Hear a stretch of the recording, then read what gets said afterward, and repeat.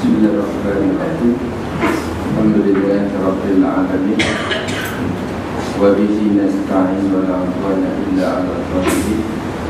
Wassalatu wassalamu ala asyrafil mursalin sayyidina Muhammad sallallahu alaihi wasallam wa ala alihi wa sahbihi wa man sara ala nahjihi ila yaumiddin. Qala rabbi shrah li sadri wa yassir li amri wahlul 'uqdatam min lisani yafqahu qawli. Subhanaka la ilma lana illa ma 'allamtana innaka antal 'alimul hakim.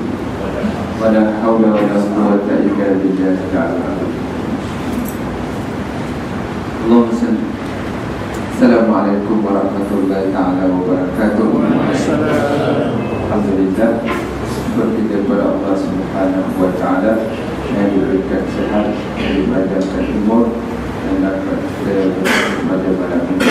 Dan semoga pertemuan kita diberkati dan dirahmati oleh Allah Subhanahu wa taala. Dan lebih lagi kita dah masuk dan berbincang hari kita waktu yang berubah 5 Ramadan yang kita dari Rabu hari Khamis hari kita seorang buku di belakang Arafah. Jadi alhamdulillah bulan Syawal batuk batuk tu lah, tak batuk lagi.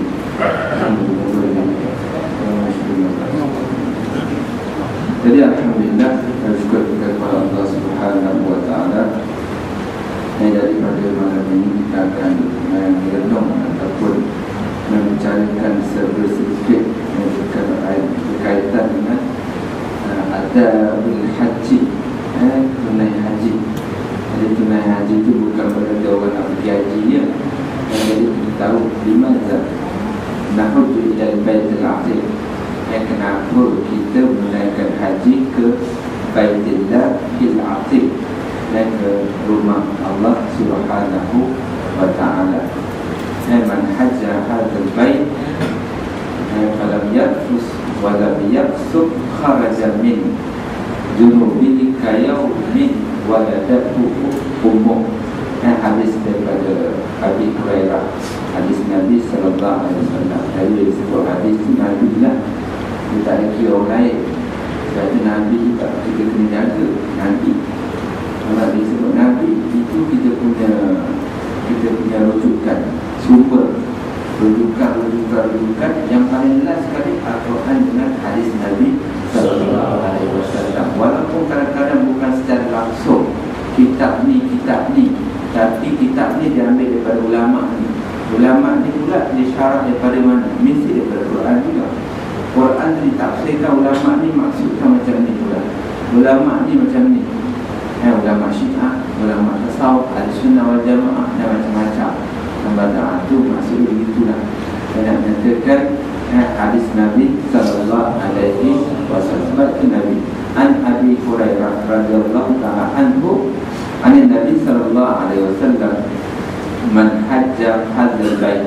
Sesiapa yang tunaikan haji hadzal bait, rumah ini. Rumah ini maksudnya rumah Allah. Al-bait alif lam ma'rifah, bukan nakirah, ma'rifah. Mana ma'rifah? Menunjukkan ini hadzal kitab. Mana kitab? Ini kitab dia. Kitab banyak, tapi kita tunjuk kitab depan kita ni. Hadzal kitab alladhi aqsudiha, yang kita maksudkan hadzal bait. Sesiapa, man, sesiapa ni? Tak kira bangsa apa pun, bangsa apa, bahasa apa pun, warna kulit, pangkat, kita pangkat. Man hajjah, sesiapa yang tunaikan hadzal bait falam yarfus, tidak melakukan dosa, tidak melakukan apa? Yarfud ni maksudnya kemungkaran. Walam yafsuk. Yafsuk fasik. Fasik itu dosa. Jadi asalkan buat dosa, maknanya kita ni fasik. Sebab tu kita ni disebut orang yang minal fasiqin. Jangan kita melakukan dosa. Walam yafsuk, maka dia tidak berkelahi, tidak melakukan dosa di muka. Kharaja min dunubi, maka keluarlah daripada dosanya. Kayaumin, seperti hari waladatu ummuh, dilahirkan oleh ibunya. Seperti bayi yang kecil. Jadi kita dulu kecil, bukan kecil dia, kecil. Kecil tu maksudnya yang dilahirkan, tidak berpakaian, tidak ada nama pun tak ada, berpangkat jauh sekali, pakaian pun tak ada, tak dimiliki. Orang berikan pakaian, mak bau boleh, nama dah. Tiba-tiba bila dah besar lupa Tuhan. Itu kena pangkal balik. Sebab itu disebutkan bila lahir bayi tadi, kita tengok tangan dia, biasanya tangan dia genggam. Nama tak? Maka ulama tersebut, maka di sana nak menunjukkan bayi itu manusia tu ingin genggam bunyi, sifat amal dia. Tetapi bila mati, maka kadang-kadang kebiasaannya tangannya dilepaskan, seolah-olah dunia telah berhenti untukku selama-lamanya. Nama tak? Itu disebutkan waladat ummuka bakian, kamu dilahirkan, waladatka ummuka bakian, kamu dilahirkan oleh ibu kau menangis. Wannasu haula yadhakuna surura, sedangkan manusia di sekitar engkau yadhak, ketawa, gembira. Lahir bayi suka, datuk suka, nenek suka, apa lagi dapat cucu cicit. Ini cucu yang halal lah, bukan yang tak halal pula. Sekarang ni dah macam-macam, lahir cucu tapi dah ada suka, aku tak tengok cucu ni. Wannasu haula yadhakuna surura, gembira. Fajhad li nafsika, maka berusahalah, berkorbanlah, berjihadlah di atas muka bumi. Antakuna idza baqaw, apabila apabila mereka menangis pula. Wa anta masrura, engkau pula dalam keadaan gembira. Apa maksud dia? Bila mati nanti maka kita gembira. Allah tunjukkan amalan husnul khatimah, baik kematian, amalan baik Allah tunjukkan. Itu orang yang mati baik, orang yang bertakwa, beriman. Ada pun orang sekeliling yang menangis, sedih, komen sedih lagi. Nampak tak? Menangis macam-macam menangis. Orang yang dikasihi, orang yang begini banyak, begini dan sebagainya. Nampak tak? Jadi kita tu gembira tidak menyatakan tentang asal usul manusia dilahirkan. Itulah keadaan nak menceritakan orang yang menggunakan haji ke Mekah. Jadi kita ni kena niat mesti, bukan sunat atau nanti dulu. Mesti ni kerana dia termasuk daripada rukun Islam. Rukun Islam, rukun iman, rukun Islam. Rukun Islam ada 5 macam rukun nikah. Ada 5 itu macam, kandungannya berbeza. Rukun nikah ingat, dan rukun Islam dia buat betul. Jadi berkaitan dengan haji tadi kita tengok, disebutkan kalau kita semayang disebutkan apa? Haji disebutkan adaul haji, manasikul haji. Adapun sembahyang disebut iqamatus salat, sembahyang, dirikan sembahyang. Di sini ulama membezakan makna iqamah.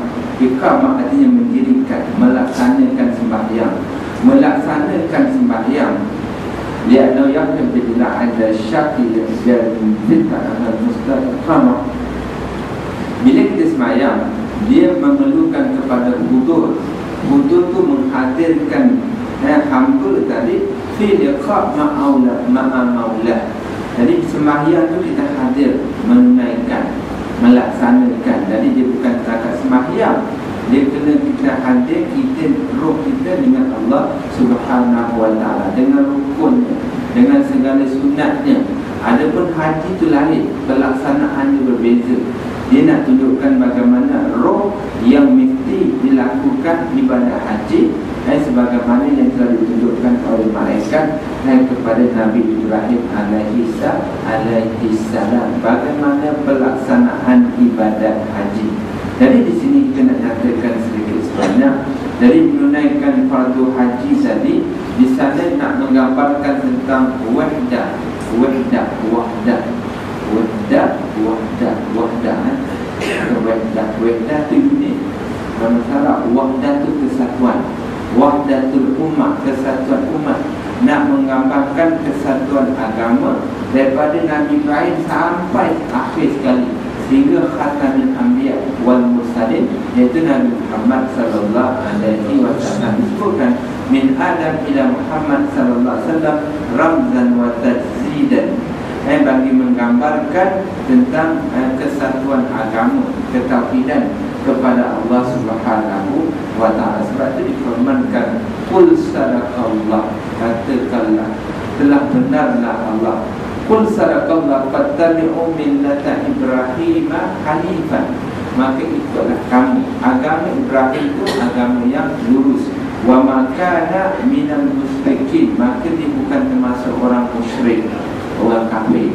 Nama tak, dari dia pergi Mekah tu kita kena ingat orang kafir tak pergi Mekah, dia pergi Mekah lain.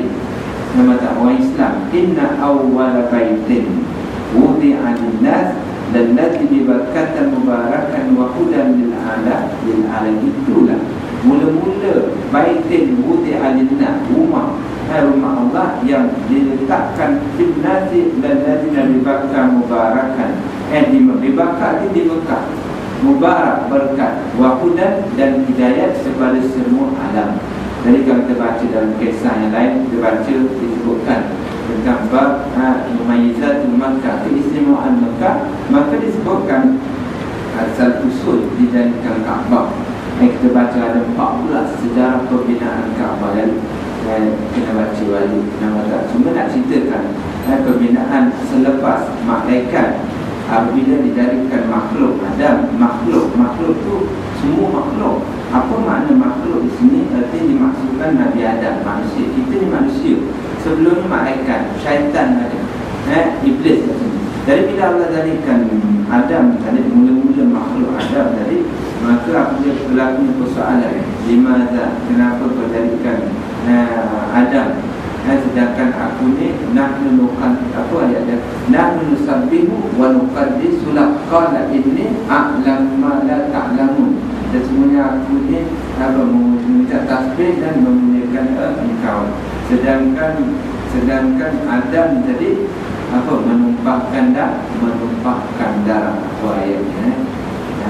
Qala rabbuka lil malaikati inni ja'ilun fil ardi khalifah, qalu ataj'alu fiha man yufsidu fiha yufsid wasa wa yasfiku dima, menumpahkan darah. Kenapa berjadikan tadi? Bukan dia benar-benar, itu persoalan. Maka Allah jawab, nahnu nuqaddisu, nahnu nusabbih, sedangkan kami ni malaikat musabbih, bertasbih dan memuliakan kau, bukan takdis. Kemudian tu dan nusabbihkan qala inni a'lam ma la ta'lam, maka Allah berfirman, sesungguhnya aku mengetahui apa yang kamu tak tahu. Jadi lepas Allah jadi keadaan tadi, akhirnya malaikat mohon ampun, taubat kepada Allah, maka dia mengelilingi baik di arshillah, dia mengelilingi arash tu yang agak luas, besar, sebanyak 7 kali. Apabila dia mengelilingi arash dan sebanyak 7 kali, maka Allah Ta'ala memerintahkan kepadanya untuk tawaf mengelilingi di Baitul Ma'mur. Baitul Ma'mur itulah tawaf bagi Kaabah bagi malaikat. Kemudian apabila nak dijadikan manusia, maka Allah Ta'ala memerintahkan kepada malaikat tadi, maka turun di sana untuk mendirikan Kaabah, bertepatan dengan Baitul Atiq sebagai Kaabah untuk makhluk di bumi, untuk Adam, untuk anak Adam. Jadi itu sejarah mereka ini kita kena baca detail balik berkaitan dengan permulaan Kaabah Syarifah, ataupun disebut dengan Baitul Atiq ataupun Baitullahil Haram, yang dibina dengan kehendak Allah Subhanahu wa taala. Fihi, itu maksudnya permulaan wudi'a lin-nas, dan lagi di Bakkah tadi sebenarnya bermula daripada Adam yang membina dengan petunjuk daripada malaikat Jibril. Mesti dia berada. Ibrahim dan Ismail mendirikan di tapak yang telah diasaskan yang telah diasaskan oleh Nabi Adam di bawah petunjuk daripada Nabi malaikat Jibril alaihi salam. Semua ikut perintah Tuhan maksudnya. Sebab itu kita buat ikut aturan dan cara dia, maka kita pun dapat sama keberkatan yang diberikan oleh Allah Subhanahu wa taala. Jadi nyatakan wahudan lil alamin, hidayat kepada semua alam. Itu maksudnya. Sebab itu nyatakan sesiapa saja daripada segenap penjuru, segenap tempat datang ke Mekah untuk beribadat kepada Allah Subhanahu wa taala. Dia bukan untuk lisiyahah. Dinyatakan laisa mujarrad siyahah nazul fiha al-amakin nu'addi fiha al-wajibat wal fara'id wal arkan. Jadi dia bukan semata-mata pelancongan. Jangan kita niat pergi sebab duit aku lebih. Kalau duit lebih, pergi kat Lego nama lah. Maksudnya kita pergi niat kita ibadat dia berbeza.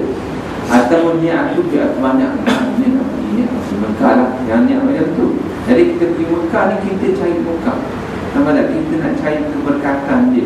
Kita nak cari tempat turunnya wahyu, makbatul wahyi alladhi unzila fihi al-Quran di Madinah wal Mekah.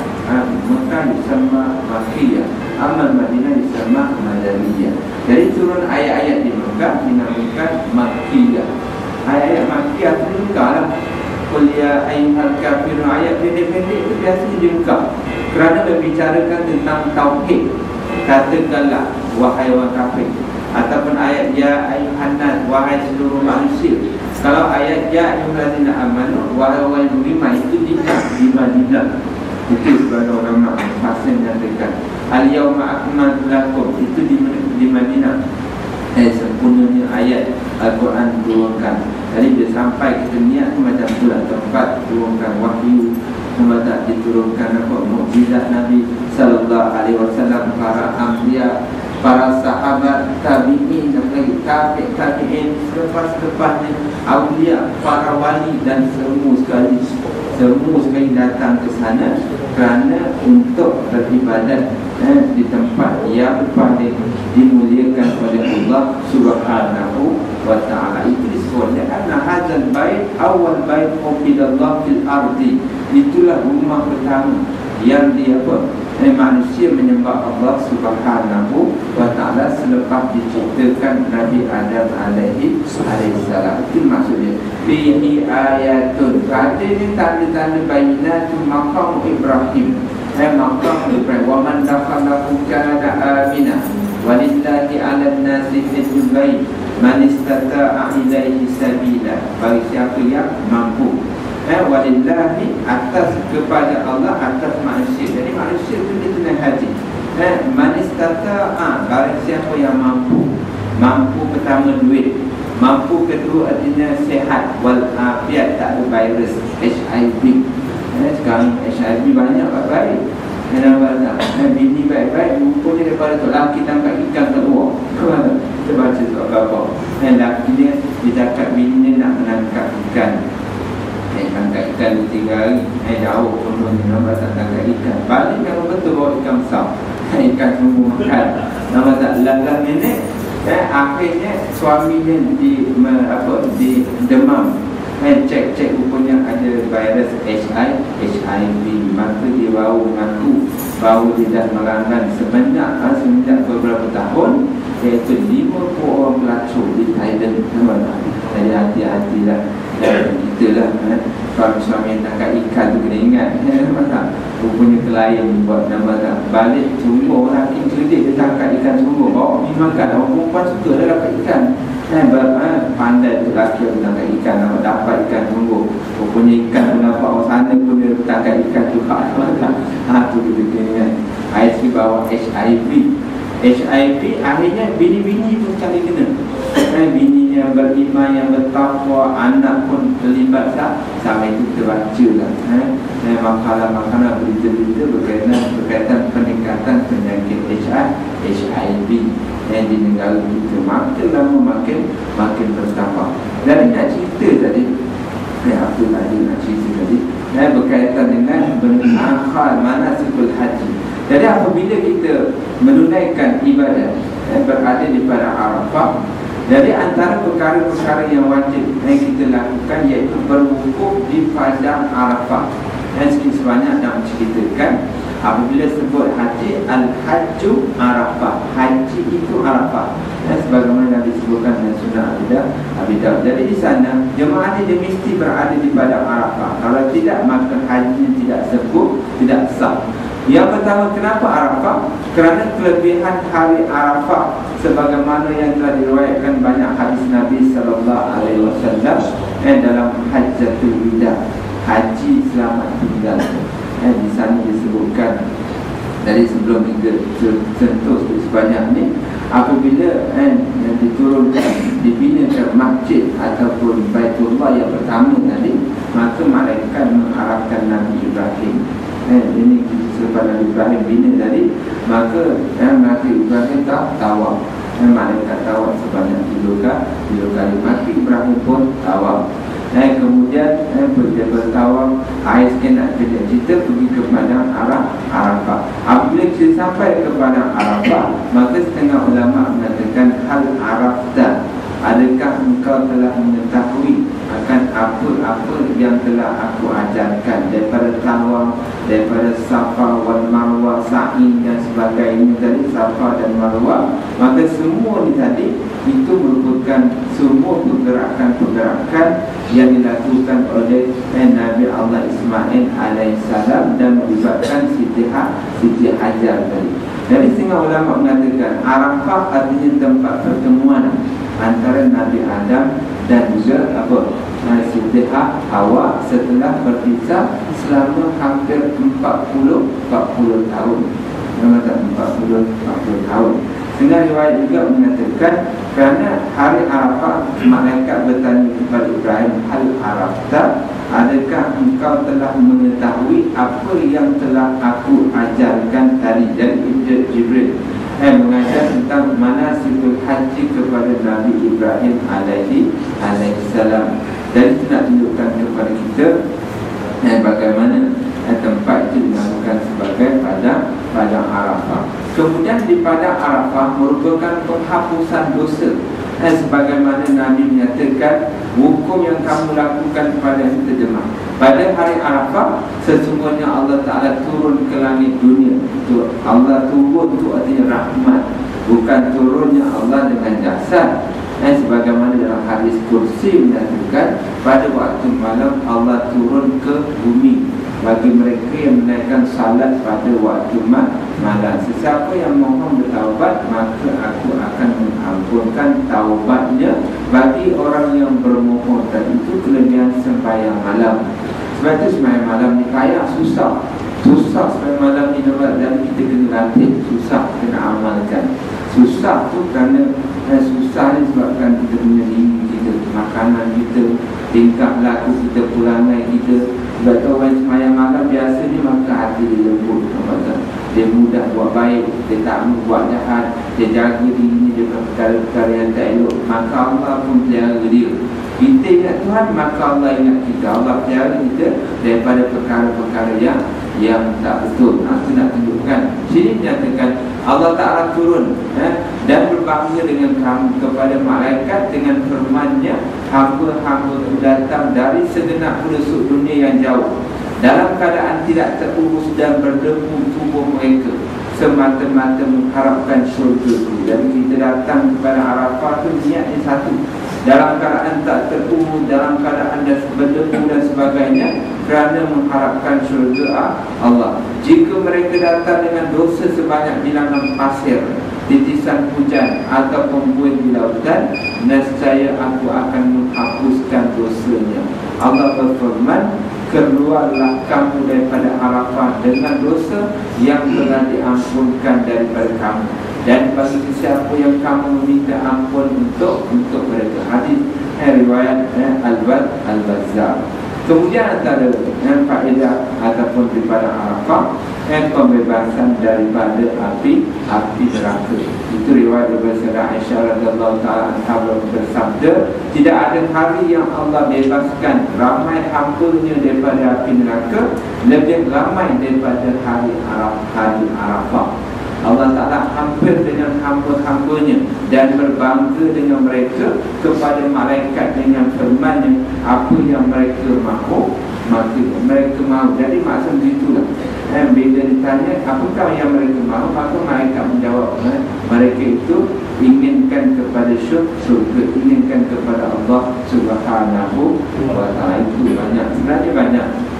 Ini antara merupakan hadis kelebihan ataupun fadilat mereka yang menggunakan Fatihah hadis. Sebaik-baik doa ialah doa pada hari Arafah. Hadis daripada Amr bin Shu'aib daripada ayahnya bahawa Nabi SAW bersabda yang berarti sebaik-baik doa ialah doa yang dibaca pada hari Arafah, dan sebaik-baik ucapan yang diucapkan serta Nabi-Nabi sebelumku ialah yang bermaksud tiada Tuhan yang berhak disembah melainkan Allah, dan tiada sekutu baginya kerajaan dan baginya pujian, dan dia berkuasa atas setiap sesuatu. Itu maksudnya labbaik, labbaik Allahumma labbaik, labbaik la syarika laka labbaik, innal hamda wan ni'mata laka wal mulk la syarika lak. Itu jadi kita faham, kena menghayati dengan lidah kita, dengan pemikiran, dengan hati dan perasaan. Itu maksudnya kita zikir tadi, labbaik Allah, aku datang kepada Engkau dengan jiwa raga, dengan darah kita, dengan harta kita, kita persembahkan kepada Allah Subhanahu wa ta'ala. Baru Allah terima selamat datang kita dari itu. Maksud labbaik Allah, labbaik Allah. Dan kita datang dengan keampunan, dengan rahmat, dengan maghfirah daripada Allah, dengan niat kita. Itu maksudnya. Sebab itu dalam hadis menyatakan dengan sahabat apabila menyebutkan apabila sampai selepas dia memakai ihram dan berniat, maka dia takut nak mengucapkan ucapan tadi. Bila diucapkan dia takut Allah Ta'ala tidak menyahut seruan dia, kerana orang Arab dia faham makna dia. Labbaika maksudnya aku datang kepada engkau. Kita datang kat rumah, labbaika aku datang kepada engkau, maka dia pun jawab labbaik, mari ta'al guna, welcome. Nampak tak? Maksudnya begitu lah. Itu yang dimaksudkan labbaik. Nampak tak? Jadi kita tak faham, kita ingat untuk baca saja dia. Orang baca tu baca labbaik, labbaik, labbaik. Nampak tak? Ada makna. Bila labbaik dia ada jawapan lain. Sebab tu bila kita baca Fatihah ada jawapan juga. Sebab tu kita baca Fatihah kita tak sambung. Sambung tak disuntuk, bukan berdosa. Sebaik-baiknya Alhamdulillah Rabbil Alamin, maka jawapan dia Ar-Rahmanir Rahim. Lepas tu Maliki Yaumiddin. Setiap ungkapan wakaf ada jawapan. Iyyaka na'budu wa iyyaka nasta'in. Itu maksud dia. Sama tak? Jadi kita kena menghayati makna dia, maka Allah pun menjawab. Dan tu kalau kita baca satu nafas, itu cerita lain. Itu dari segi apa? Keabdalan. Abdal begitu.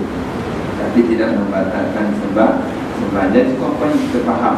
Sebaik-baik sikit lagi, sebaik-baik doa. Itu maksudnya sebaik-baik doa pada hari Arafah. Kemudian disebutkan kelebihan berpuasa.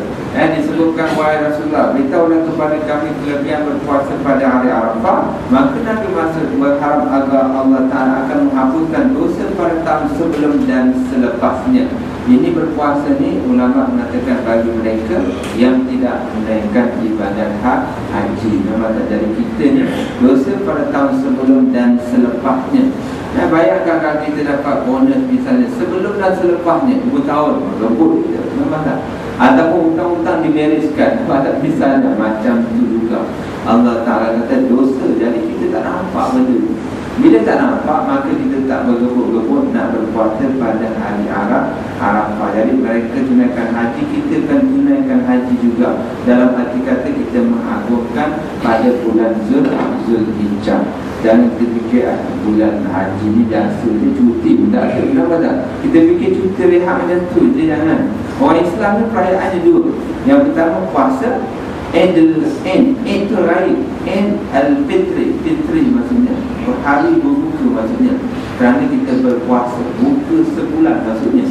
Yang kedua Eid al-Adha, kerana dahiyah bermakna korban, kita berkorban. Dahiyah Ibrahim, pengorbanan Nabi Ibrahim anaknya Ismail dengan menyembelih kibat syari. Jadi kita ingat itu maksudnya sebagai satu roh, semangat keimanan yang mesti dihayati apabila kita menyambut Eid al-Mubarak. Kemudian dinyatakan perjanjian dengan Allah Subhanahu wa taala. Sesungguhnya Allah mengambil janji dari sulbi, tulang belakang Nabi Adam AS pada hari Arafah. Jadi Nabi Adam kan manusia pertama. Dia ambil dia berjanji, apa disebutkan, mithaq Adam AS dalam bentuk keluar daripada sulbi, minas sulbi wat tara'ib innahu ala raj'ihi laqadir yauma tubla sara'a ila akhir ayat. Keluar daripada sulbi setiap keturunan yang diturunkan. Sulbi itu tulang belakang Nabi Adam. Dah tahu dan nampak. Lalu ditebarkan di hadapannya untuk menerima perbicaraan. Ini nak tunjukkan tentang maksud Allah pun berfirman, bukankah aku adalah Tuhan? Alastu bi rabbikum qalu bala syahidna, kan disebutkan dalam ayat Quran.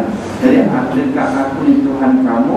Maka roh menjawab, benar, aku menyaksikan tentang Allah Ta'ala yang menjadi sebagai Tuhan yang berhak disembah. Itu roh kita sebenarnya. Tiba-tiba bila dilahir, itu ada syaitan nafsu, dia akan bertemu balik berlawan. Jadi asal roh itu maksudnya fitratullah allati fataran nasa 'alaiha la tabdil li khalqillah. Itu ayat dia berkaitan dengan roh kita, roh yang Allah jadikan. Itu maksudnya bila duduk kat dunia dimasukkan dalam jasad dengan izin kehendak daripada Allah Subhanahu wa ta'ala. Itu roh. Kemudian bila mati roh balik menuju balik ke tempat asalnya. Jadi kalau roh yang baik, alhamdulillah. Kalau roh yang tak baik, roh khabisah. Kita belajar bila roh disebut sebagai nafsu roh itu sama. Nafsu mutmainnah, nafsu lawana, nafsu amarah. Itu tiga yang utama. Yang lain itu sempena nama-nama, ada pembahagiannya. Yang tiga asal dia, amarah yang menyuruh kepada kejahatan, lawamah sama juga, cuma ada perbezaan sikit je. Yang ketiga nafsu yang terbaik, iaitu nafsu mutmainnah. Jadi kalau roh itu nafsu, roh kita baik, rasa sampai masa nak sembahyang. Jadi tingkatan roh tu banyak. Tingkatan roh tu kita kena jaga. Roh yang baik, jangan kita rosakkan, dan jangan kita lakukan perkara yang haram. Jadi bila baik, mati roh tu harum kembali. Jadi kan disebutkan malaikat membawa, mengarak roh yang baik tadi, ribuan para malaikat dengan daripada alat kain, daripada sutra, daripada maknikam bau harum. Maka dia naik bertemu Tuhan, maka malaikat pun berbau harum. Siapakah gerangan ampun yang bertuah tadi, yang mendapat rahmat daripada moga-moga diampunkan, diletak minal anbiya wa siddiqin wa syuhada akhir. Kalau roh yang jahat sebaliknya, maka baunya busuk. Maka semua mereka mengeluh di atas keadaan roh yang tak baik lagi. Nak tunjukkan asal usul dan akhir hayat kejadian manusia itu tadi. Maka dibalaskan selepasnya alam barzah, lepas itu alam akhirat, dan akhirnya surga dan neraka. Jadi kita kena faham mana perginya manusia. Jadi manusia bukan sekadar hidup kat dunia makan minum kan. Mati habis, lepas tu masuk alam lain. Mati bukan habis, tapi dikira balik. Dunia kamu beramal, al-dunya amal akhirat, dia hisab, kira pada. Sebab itu kita kena beramal. Tetapi hidup ni beramal. Kita jangan rasa bosan. Kalau kita bosan, hidup barulah 80 tahun. Mati tak ada 80 tahun. 800 tahun tak ada. 8,000 tahun pun tak ada. Berapa nak tanah? 8,000, 10,000, 200,000, dia tak ada sempadan, dia tak ada masa. Hidup selama-lamanya. Kalau masuk surga, alhamdulillah. Masuk neraka, kena seksa. Kalau dia orang Islam, dia keluarkan balik setelah habisnya dosa tadi, dengan rahmat dan keadilan Allah Subhanahu wa ta'ala. Tidak fahamkan karena aku dia punya penghujung manusia mati tidak mati. Hakikatnya dia tidak mati, cuma dia berpindah daripada alam dunia kepada alam akhir. Akhir itu kita perlu percaya dan yakin. Tak percaya, kena percaya juga, kerana termasuk beriman dengan hari Yaumiddin, hari kiamat. Hari kiamat termasuk hidup kematian yang dinamakan hidup kematian. Kerana bila mati, manusia tak boleh hidup, dia tak boleh kembali.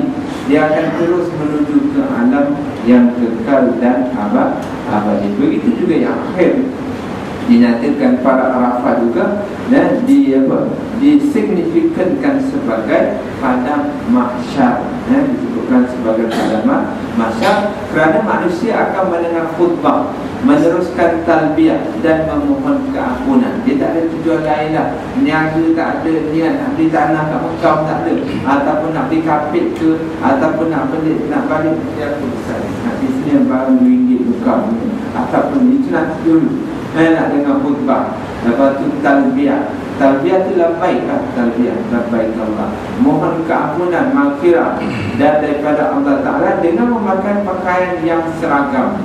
Seragam ini satu seragam itulah, bukan seragam baju Melayu ke, baju polis ke, baju bomber.